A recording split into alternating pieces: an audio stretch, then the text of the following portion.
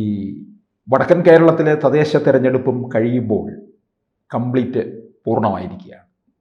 ഇനിയിപ്പോൾ മുന്നണികൾ ഒരാശങ്കയിലാണ്. തെക്കൻ കേരളത്തിലെ പോളിംഗ് ശതമാനം കുറഞ്ഞു, വടക്കൻ കേരളത്തിൽ നില മെച്ചപ്പെട്ടിട്ടുണ്ട്. ഇത് പ്രത്യേകിച്ച് ക്രൈസ്തവ മേഖലകളിലൊക്കെ തന്നെ പോളിംഗ് കുറഞ്ഞു എന്നുള്ളതാണ്. ക്രിസ്ത്യാനിക്ക് വോട്ടിൻ്റെ ഒന്നും ആവശ്യമില്ല. അല്ലെങ്കിൽ അവരുടെ കാര്യം നടക്കും. അവർ സമ്പന്നരാണ്, വിദ്യാസമ്പന്നരാണ്, ലോകത്തിൻ്റെ നാനാഭാഗത്തുള്ളവരാണ്. അവരോട് ആദ്യം അവർക്ക് ഇവിടുത്തെ ജനാധിപത്യം ഇല്ലെങ്കിൽ അവർ രക്ഷപ്പെട്ടുള്ളൂ. അവർക്ക് വലിയ ഭീഷണിയൊന്നുമില്ല. ലോകത്തെ പ്രധാനപ്പെട്ട രാജ്യങ്ങളെല്ലാം ക്രിസ്ത്യൻ രാജ്യങ്ങളാണ്. ജനാധിപത്യത്തിൽ ഇപ്പോൾ ഇന്ത്യയിൽ ഏറ്റവും കൂടുതൽ വിശ്വസിക്കുന്ന മുസ്ലിങ്ങളാണ്. കാരണം ഈ ജനാധിപത്യം ഉള്ളതുകൊണ്ടാണ് അവരിവിടെ നിൽക്കുന്നത്. ഭരണഘടനയെ പറ്റി ഏറ്റവും കൂടുതൽ സംസാരിക്കുന്നവരാണ്. അതുകൊണ്ട് മുസ്ലിം മേഖലയിൽ വൻതോതിൽ വോട്ടിംഗ് കൂടിയിട്ടുണ്ട്. ഞാൻ മഞ്ചേരിയൊക്കെ നോക്കുമ്പോൾ 80%. 4 മണിക്ക് ഞാൻ നോക്കിയപ്പോൾ മഞ്ചേരിക്ക് 80% വരെ പോയി. ആ മേഖലയിലെല്ലാം കൂടിയിട്ടുണ്ട്. മുസ്ലിങ്ങളിപ്പോൾ കൂടുതലായിട്ട് ജനാധിപത്യത്തിൽ വിശ്വസിക്കാൻ തുടങ്ങിയിരിക്കുന്നു എന്നുള്ളത് നല്ല കാര്യമാണ്. പിന്നെ മലബാറിൽ പോളിംഗ് ശതമാനം കൂടിക്കഴിഞ്ഞാൽ പോളിംഗ് ശതമാനം പൊതുവേ കൂടുന്നത് UDF-നും BJP-ക്കും ഗുണമാണ്. CPM അവരുടെ BJP-ക്ക് ഗുണമായിട്ട് വരുവാറുണ്ടല്ലേ? അതാ ഈ പറയുന്ന വീട്ടിൽ വോട്ട് ചെയ്യാൻ പഠിക്കുന്നവരാണ് BJP-ക്കാരും കോൺഗ്രസ്സുകാരും. കാരണം അവർ പൊതുവേ കുറച്ച് വെൽ ടു ഡു ആയിട്ടുള്ള അല്ലെങ്കിൽ അങ്ങനെയുള്ള പ്രമാണിമാരൊക്കെ ആയിരിക്കും. അവർ വോട്ട് ചെയ്യാൻ പോകുന്നുണ്ടെങ്കിൽ അത് ഇവർക്ക് ഗുണമാണ്. CPM-മാരോട് അവർ വോട്ട് ചെയ്യിപ്പിക്കുന്നു. അവരെ വോട്ട് ഏത് സാഹചര്യത്തിലും അവരെ ചെയ്യിക്കണമെന്ന് അവർ ചെയ്യിപ്പിക്കും. അതുകൊണ്ട് അവിടെയൊക്കെ പോളിംഗ് കൂടിയിട്ടുണ്ടെങ്കിൽ അത് UDF-നും BJP-ക്ക് പ്രതീക്ഷ നൽകുന്നു. പക്ഷേ മലബാർ എന്ന് വെച്ചാൽ CPM കോട്ടയാണ്. പ്രതീക്ഷയ്ക്ക് നൽകിയെന്ന് പറയുമ്പോൾ നമ്മൾ വലിയ കുതിച്ചുകാട്ടൊന്നും പ്രതീക്ഷിക്കേണ്ട. നിലവിലുള്ള സാധ്യത ഒരു സ്ഥിതി മെച്ചപ്പെടുത്തും എന്നുള്ളതാണ്. അപ്പം തൃശ്ശൂർ ഇപ്പം തൃശ്ശൂർ കോർപ്പറേഷനിൽ BJP ഭയങ്കരമായിട്ട് സ്ഥിതി മെച്ചപ്പെടുത്തും. അതുപോലെ കൊടുങ്ങല്ലൂർ മുനിസിപ്പാലിറ്റി അവർ പിടിക്കും എന്ന് കേൾക്കുന്നുണ്ട്. അതുപോലെ കോൺഗ്രസ്സുകാരിപ്പം കിട്ടിയെന്ന് വിചാരിച്ചിരുന്നതായിരുന്നു പാലക്കാട് മുനിസിപ്പാലിറ്റി. അവിടെ BJP സ്ഥിതി മെച്ചപ്പെടുത്തുന്നതാണ് കേട്ടത്. ഓൾറെഡി അവരുടെ അണ്ടറിലുള്ള മുനിസിപ്പാലിറ്റിയാണ്. തലശ്ശേരി സദാനന്ദം മാഷയുടെ അണ്ടറിൽ BJP-ക്കാർ നല്ല രീതിയിൽ പുറത്തു നടത്തിയത്. ഗോപാലകൃഷ്ണൻ അവിടെ ചാവുന്നുണ്ട്. ഗോപാലകൃഷ്ണനൊക്കെ എന്താ എപ്പോഴെങ്കിലും വിളിക്കുന്ന സമയത്ത് ഗോപാലകൃഷ്ണൻ തലശ്ശേരിയാണെന്ന് പറയും. കുറച്ചു നേരം ഗോപാലകൃഷ്ണൻ തലശ്ശേരിയാണ്. അപ്പം അങ്ങനെ തലശ്ശേരിക്ക് അവരുടെ ശക്തമായ പോക്കറ്റുകളുള്ള സ്ഥലമാണ് BJP. അപ്പോൾ ഇങ്ങനെയുള്ള സ്ഥലങ്ങൾ അവർ സ്ഥിതി മെച്ചപ്പെടുത്തും. നിലവിലുള്ള കോൺഗ്രസ്സുകാരും സ്ഥിതി മെച്ചപ്പെടുത്തും.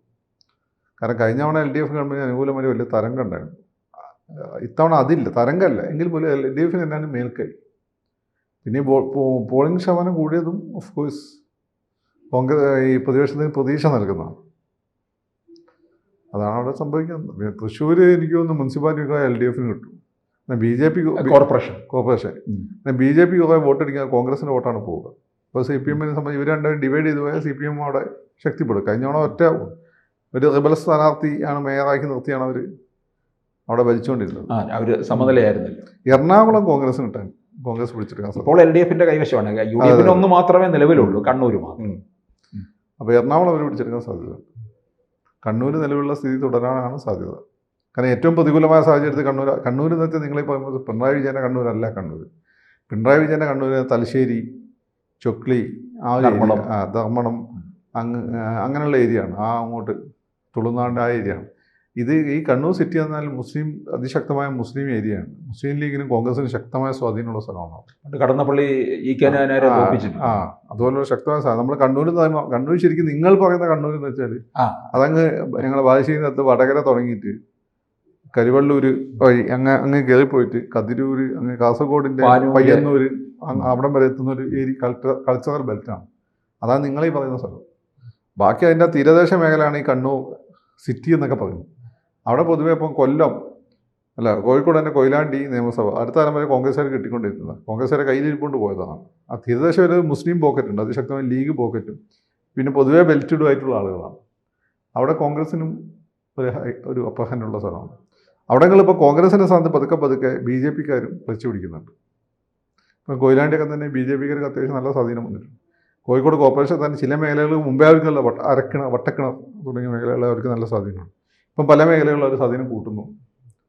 അപ്പോൾ ഇതിലൊരു കാര്യമായി നേട്ടം ഉണ്ടാക്കാൻ പോകുന്ന ഇലക്ഷൻ BJP ആയിരിക്കും. അവർ മുമ്പത്തെ കണ്ട് സ്ഥിതി മെച്ചപ്പെടുത്തും.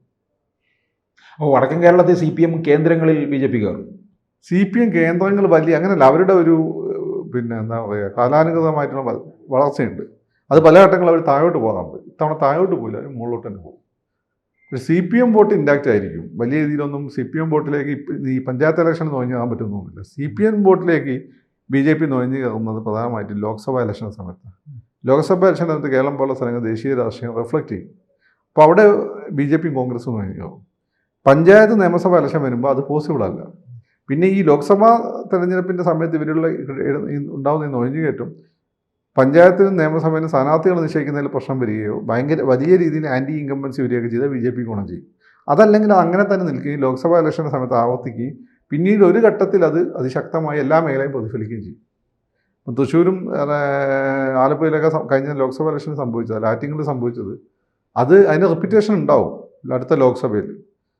അല്ലെങ്കിൽ നിയമസഭയിലൊക്കെ സ്ഥാനാർത്ഥി എണ്ണം ഭയങ്കരമായി പാളുകയോ ഗവൺമെൻറ്റിനെതിരെ അതിശക്തമായ വികാരങ്ങൾ ഉണ്ടാകുകയോ ചെയ്താൽ ഉണ്ടാവും.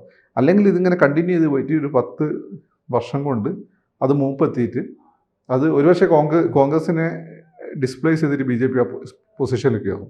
അല്ലെങ്കിൽ LDF വോട്ടിലേക്ക് അവർ നുഴഞ്ഞു കയറും. അന്നത്തേക്ക് ഇപ്പോഴത്തെ പിള്ളേരായിരിക്കും സീനിയേഴ്സായിട്ട് വരിക. അപ്പോൾ അവരെ സംബന്ധിച്ചിടത്തോളം BJPക്ക് അവരൊരു ഇപ്പോഴത്തെ സീനിയേഴ്സിനെയും BJPന് ഇഷ്ടമല്ല. പക്ഷേ ഇനി വരാൻ പോകുന്ന സീനിയേഴ്സ് BJPക്ക് ഒരു പ്രശ്നമായിരിക്കില്ല. പിന്നെ മോഡീനെ കഷ്ടപ്പെടുന്ന പയ്യന്മാരും യുവതികളൊക്കെ ആയിരിക്കും. അപ്പോൾ അത് ആ രീതിയിൽ അത് കാണാൻ പറ്റുള്ളൂ. അപ്പം നമ്മൾ പൊതുവേ ഈ ഇലക്ഷൻ നോക്കുമ്പോൾ LDFന് മുമ്പത്തെ അത്ര ഒരു മേൽക്കൈ ഉണ്ടാവില്ല. UDF സ്ഥിതി മെച്ചപ്പെടുത്തും BJP സ്ഥിതി മെച്ചപ്പെടുത്താനാണ് സാധ്യത. എന്നാൽ മേൽക്കൈ LDFന് തന്നെയായിരിക്കും ഉണ്ടായിരിക്കും. അതായത് 2015 ഗ്രാമപഞ്ചായത്തുകളായിരിക്കും കൂടുതൽ. ഗ്രാമപഞ്ചായത്ത്, ബ്ലോക്ക് പഞ്ചായത്ത്, ജില്ലാ പഞ്ചായത്ത്. പക്ഷേ ബ്ലോക്ക് പഞ്ചായത്തിലൊക്കെ കുറച്ച് കൂടുതൽ സീറ്റ് UDF നേടിയെടുക്കും.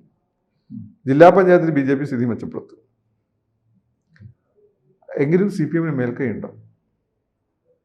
ആ മേൽക്കൈ മതി അവർക്ക്. 10 വർഷം കഴിയുമ്പോൾ മേൽക്കൈ കിട്ടിക്കഴിഞ്ഞാൽ അതൊരു ആൻറ്റി ഇൻകംബൻസി ഇല്ല എന്നാണ് അർത്ഥം. കോൺഗ്രസിനെ സംബന്ധിച്ചിടത്തോളം വളരെ മോശമാവില്ല പെർഫോമൻസ്. BJPയെ സംബന്ധിച്ചിടത്തോളം നല്ല പ്രതീക്ഷയ്ക്ക് വക നൽകുന്നുണ്ട്. പക്ഷെ ഇതൊന്നും നിങ്ങൾ 1ാം സ്ഥാനം പ്രതീക്ഷിക്കരുത്. 2ാം സ്ഥാനത്തിന് വേണ്ടി BJP കോൺഗ്രസ് തമ്മിൽ മത്സരവും ഇല്ല. പക്ഷേ BJP ഭയങ്കരമായിട്ട് ക്ലോസ് ആയ സെക്കൻഡ് ആവുക. LDFന് UDFൻ്റെ ഇടയിലുള്ള അകലം കുറയുകയും ചെയ്യും.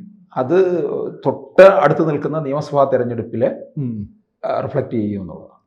റിഫ്ലക്റ്റ് ചെയ്യുമോ എന്നുള്ളത് അത് വേറെ നിയമത്തെ ചെറിയ രീതിയിൽ റിഫ്ലക്റ്റ് ചെയ്യും.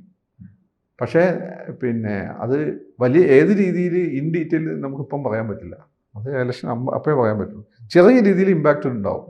ഇപ്പോൾ ഇതിനെ കുറച്ച് അപ്പഹാന് നിലനിർത്തിയാൽ തന്നെ CPMന് നല്ല കോൺഫിഡൻസ് ആവും. അപ്പഹാന് നിലനിർത്തിയില്ല CPMൻ്റെ കോൺഫിഡൻസ് പോവുകയും ചെയ്യും. അതാണ് അതിൻ്റെ ഒരു കാര്യം. അപ്പോൾ അപ്പഹാൻ അവർക്ക് ഉണ്ടാവുമെന്ന് ഞാൻ കരുതുന്നത്. കോൺഗ്രസിനെ സംബന്ധിച്ചിടത്തോളം അപ്പഹാൻ കിട്ടിയാലേ അവരുടെ മൊബൈൽ ബൂസ്റ്റ് ചെയ്യപ്പെടുള്ളൂ. BJPയെ സംബന്ധിച്ചിടത്തോളം ഒരു ഒരു കോൺഗ്രസുമായിട്ട് ക്ലോസ് സെക്കൻഡ് വന്നാലേ അവർക്ക് വലിയ രീതിയിൽ ആഹ്ലാദിക്കാൻ പറ്റുള്ളൂ. അല്ലെങ്കിൽ അവർക്ക് ആശ്വാസത്തിന് വകയുണ്ടാവും. അപ്പോൾ പൊതുവേ എല്ലാവരെയും ഹാപ്പി ആക്കുന്ന റിസൾട്ടായിരിക്കും വരാൻ പോകുന്നത്. എല്ലാവരെയും ഹാപ്പി ആക്കുന്ന റിസൾട്ടായിരിക്കും വരാൻ പോകുന്നത്. BJP പിന്നോട്ട് പോകുന്നില്ല എന്നുള്ളത്. കാരണം അതാണല്ലോ ഏറ്റവും പ്രധാനമായിട്ട് കാത്തിരിക്കുന്ന എല്ലാവരും. തിരുവനന്തപുരം കോർപ്പറേഷൻ BJP പിടിക്കും എന്നുള്ളതാണ് എന്ന് ഞാൻ കരുതുന്നില്ല. BJP നില മെച്ചപ്പെടുത്തും. LDFന് മേൽക്കൈ എന്നാണ് ഞാൻ കരുതുന്നത്. കൂടുതൽ വാർത്തകളും വിശേഷങ്ങളും നിങ്ങളിലേക്ക് എത്താൻ ABC മലയാളം സബ്സ്ക്രൈബ് ചെയ്യുക, ബെൽ ബട്ടണും അമർത്തുക.